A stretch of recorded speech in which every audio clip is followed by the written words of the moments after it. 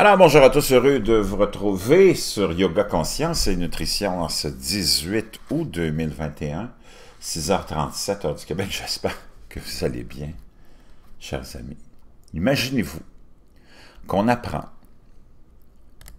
que, et ce selon la grande agence de sondage, maison de sondage Gallup, que près de la moitié des adultes américains ont essayé la marijuana. Le pourcentage d'adultes américains qui déclarent avoir essayé la marijuana atteint 49%, le plus élevé que Gallup ait mesuré à ce jour il y a plus de 50 ans. Seulement 4% ont déclaré avoir essayé le médicament ou la drogue. Mais ce pourcentage a dépassé 20% en 77, 30% en 85 et 40% en 2015, une proportion beaucoup plus faible d'adultes américains. 12% déclarent fumer de la mari. Le pourcentage fumeur actuel de marijuana est resté stable ces dernières années, variant entre 11 et 13%, après avoir augmenté par rapport aux 7% initialement mesurés en 2013. Les résultats sont basés sur le sondage annuel Gallup sur les habitudes de consommation mené du 6 au 21 juillet. C'est pas surprenant, parce qu'on a banalisé la drogue. On banalise la consommation de l'alcool. On vous dit que 4 à 5 consommations par jour, c'est normal. C'est complètement hallucinant. Hallucinant. On banalise la drogue, on banalise la mari, on banalise les autres drogues. Le fléau de ça, mondialement, pour nos pays à nous, c'est catastrophique. Toutes des vies qui, souvent, sont ruinées, et quand elles ne sont pas ruinées, c'est des vies gaspillées, où tu vas passer ton temps, et où on t'a programmé, depuis un très longtemps, à profiter de la vie. Tu as une seule vie, profite-en. C'est qu'on programme les gens à perdre leur vie, en leur disant qu'ils ont une seule vie, puis que, comme tu as une seule vie, défonce-toi, vis sous l'effet de l'alcool ou l'effet de la drogue, et fais la fête, parce que tu as une seule vie, au lieu de t'accomplir, au lieu de prendre soin de toi, au lieu de t'assurer que tu vas avoir une évolution, t'assurer que tu vas être en harmonie, en équilibre, que tu vas te sentir, comment dire, développer au maximum, développer ton talent, développer ta passion, développer tes envies. Hein? On dit non, non. Tu as une seule vie. Défonce-toi. Perds ta vie, dans le fond. Hein?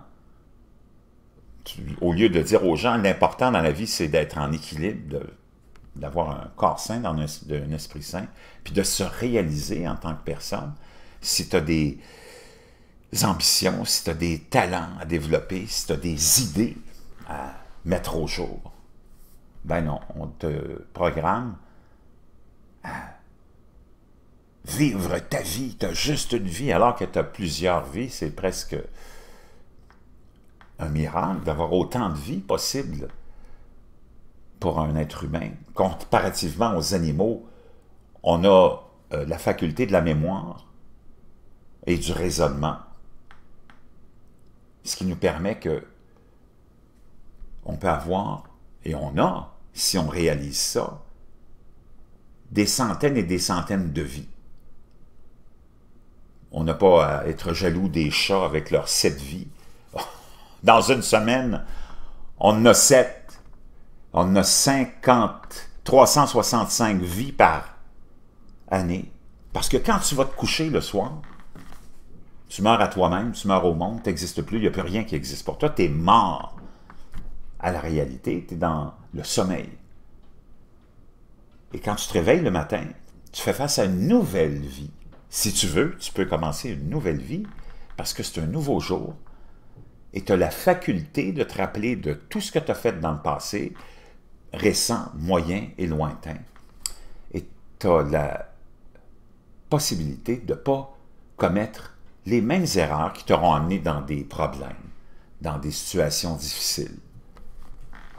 Autant conflictuel avec tes proches, ton conjoint, ta conjointe, tes enfants, tes amis, ou des mauvaises décisions financières, ou des mauvaises décisions professionnelles, tu as la faculté de te rappeler de tout ça, puis de te dire, à partir de maintenant, je vois les choses différemment, puis je ne refais plus les mêmes erreurs, parce que je suis conscient que à chaque jour, j'ai une nouvelle vie qui s'offre à moi, où je peux recommencer, où je peux arrêter ce qui me détruit.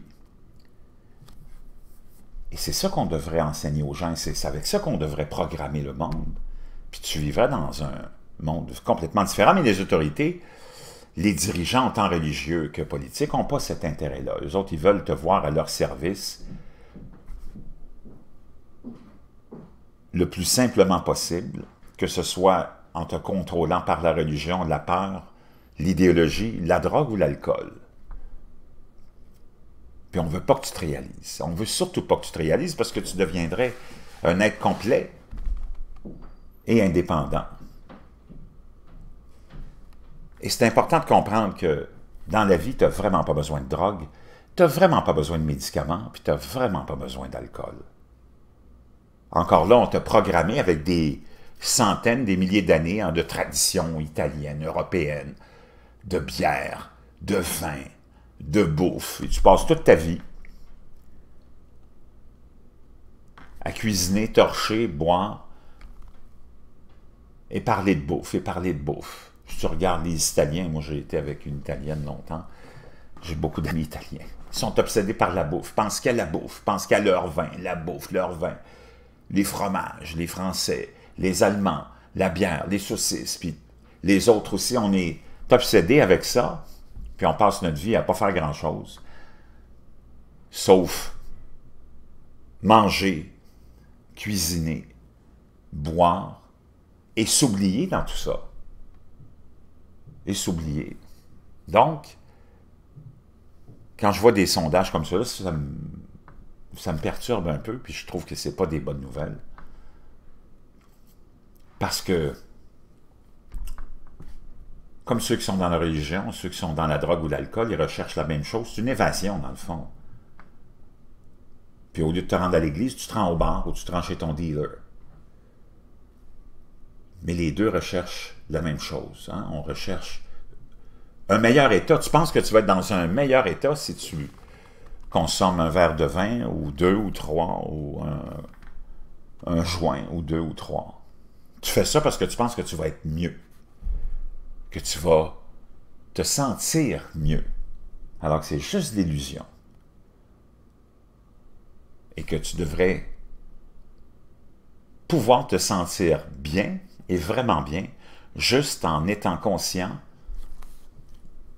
que l'important, c'est de te réaliser, toi, pendant que tu es là, d'être dans le meilleur état physique possible, la meilleure santé possible, et détaché de tout élément négatif extérieur. Et ça inclut la drogue et l'alcool. Vraiment pas une bonne nouvelle, mais qu'est-ce que tu veux? C'est pas tout le monde qui est appelé à conscientiser tout ça, puis moi j'essaye, parce que je suis passé par là, j'essaye de vous partager mon expérience, parce que ça a transformé ma vie d'arrêter l'alcool. J'ai été un alcoolique pendant 35 ans, jusqu'en 2018, j'ai bu minimum 2 bouteilles de vin par jour, à tous les jours, sans sauter une journée. Je n'ai jamais manqué une journée de travail non plus, mais j'ai perdu 35 ans de ma vie à penser que j'étais pour tout faire, puis je faisais rien sauf travailler et boire. Et manger, parce que quand tu bois, tu cuisines aussi. Puis je m'en allais vers vraiment un fond de baril, comme on dit. Et le fond de baril était touché en 2018. Et j'ai changé complètement ma vie. Puis je peux te dire que si tu as la chance de ne pas essayer la drogue, de ne pas essayer l'alcool, tu vas gagner beaucoup de temps. Tu n'as pas besoin de l'essayer, et surtout pas de te laisser accrocher. Je vous reviens.